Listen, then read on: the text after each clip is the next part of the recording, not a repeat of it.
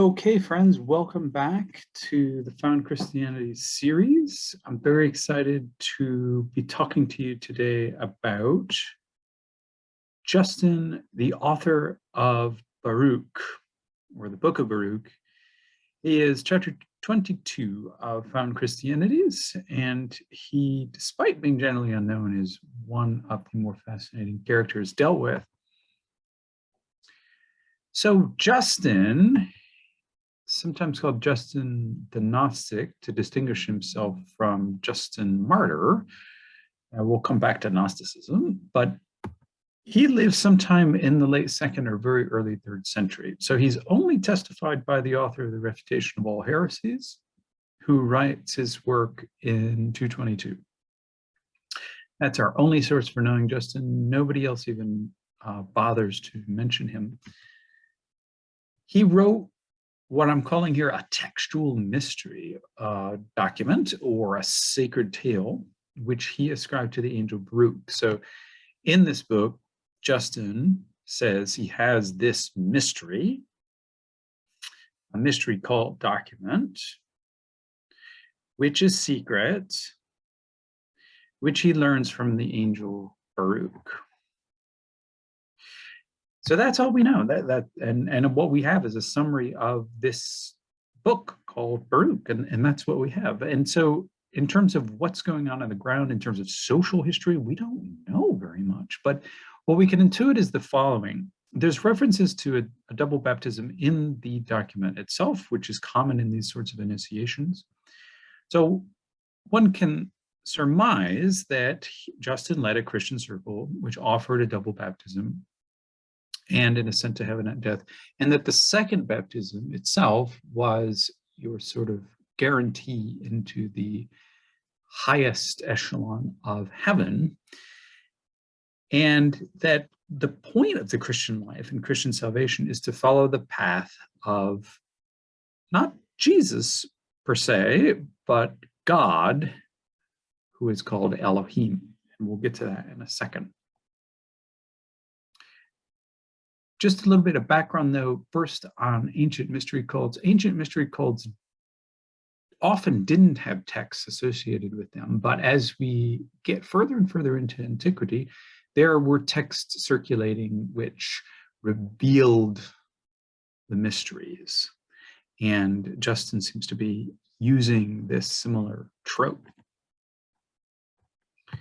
So he prefaces the book with solemn oaths not to reveal the mystery inside the book. Now, of course, if you really wanted to keep everything secret, you would have never wrote it down in a book. And this is the obvious point, that there is an invocation of secrecy, a rhetoric of secrecy, which is necessary for a mystery cult to exist, because not everyone can know the mystery. But obviously, once you've written it down, a published secret is no longer technically a secret. So there's a little bit of cognitive dissonance here.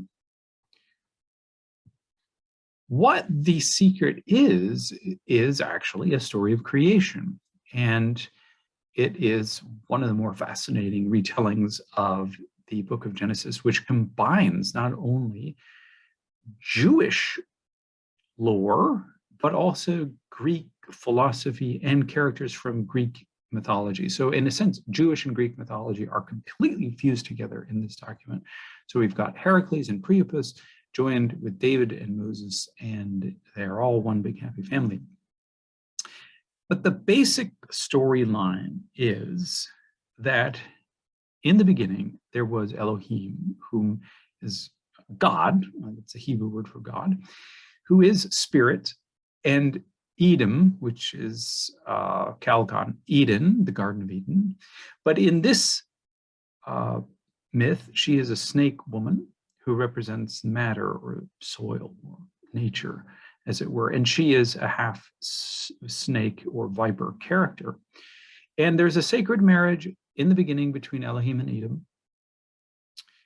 And they give birth to 24 angels, but they have special angels for themselves, and for Elohim, that angel is Baruch, which means the Blessed One, and for Edom, her chief angel is called Naas.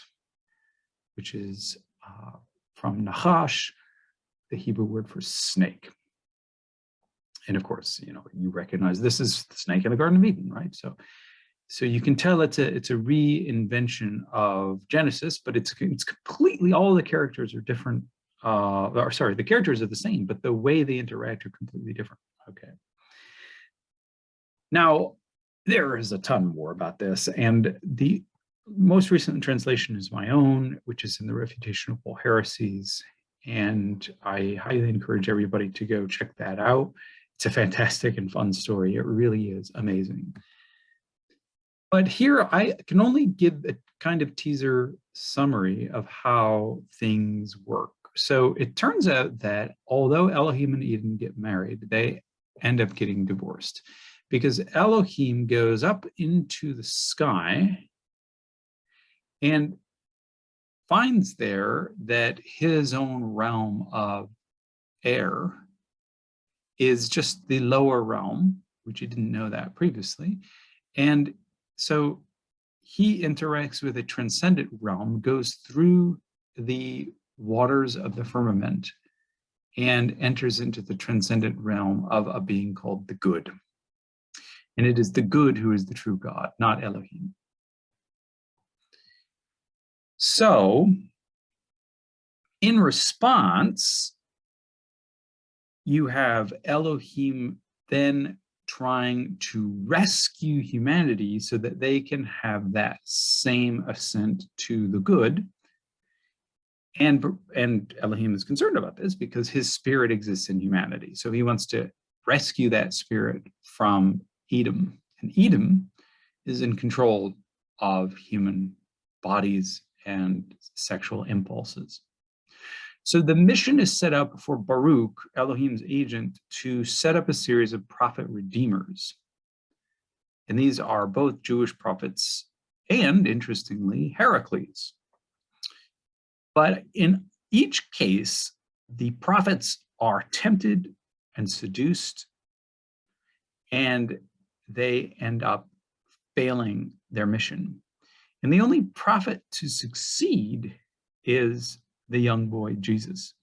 Baruch comes to Jesus when he's at age 12, and Jesus succeeds in completely controlling his body, defeating his passions for lust, anger, greed, and so on. And this allows him, when he is killed in his crucifixion, to rise as a pure spirit as far as Elohim, his true father, did. So actually, just to be clear, so Jesus isn't a divine being from birth. He only becomes divine after his ascent. He's never raised from the dead because the flesh or matter is something you want to leave behind. So obviously no point for raising his corpse. That would be completely futile and silly.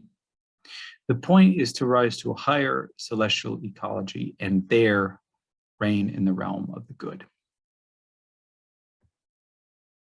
So then the question is this text something Gnostic? And here's, this perennial question, because is it right to call this Gnostic, or is he doing something else? And we need to be clear about what we mean. So Gnostic technically is going to demand an evil creator. Okay, you've got to have what I call negative demiurgy. And do we have that here? That's a big question. So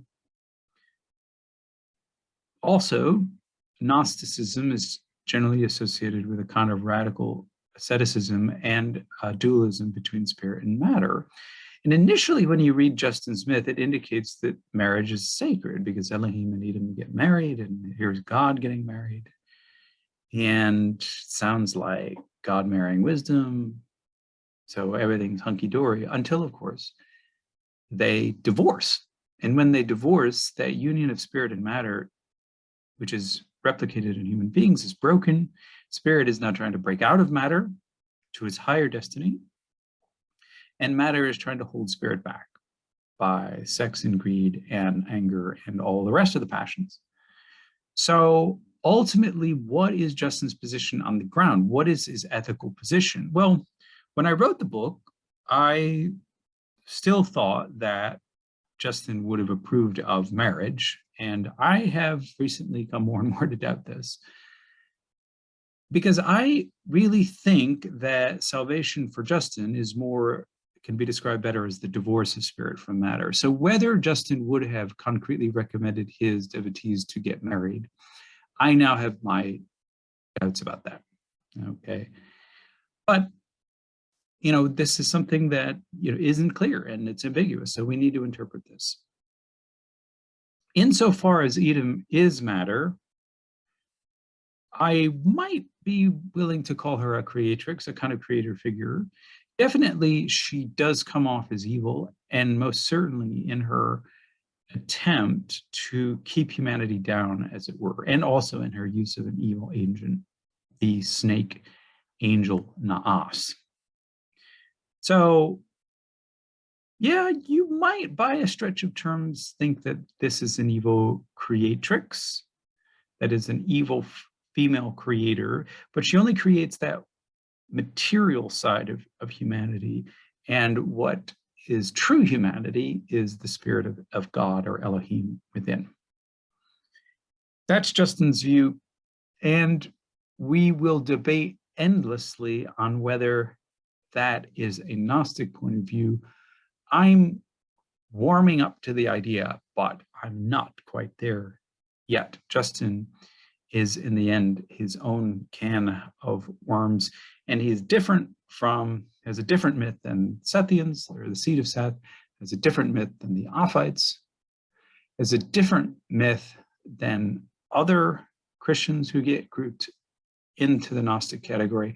So they all have variations and believe different things, and I'm always worried about just throwing them into one big category called Gnosticism, which more or less allows Christians just simply then to dismiss them and say, oh, well, if they're Gnostic, they're not Christian. Absolutely not. Let's not use Gnostic in that way. Let's not give the apologists any means to dismiss these early Christians who were working out their own myths just as others were. I hope you've enjoyed this video. Thank you so much for your support. It is wonderful to have all of you here, both new and old, and I really, from the heart, say thanks to everyone who's taken the time to get into early Christian history and to find out the dark side, I guess, or the bright side, depending on your view. And I hope we can learn more together. Take care.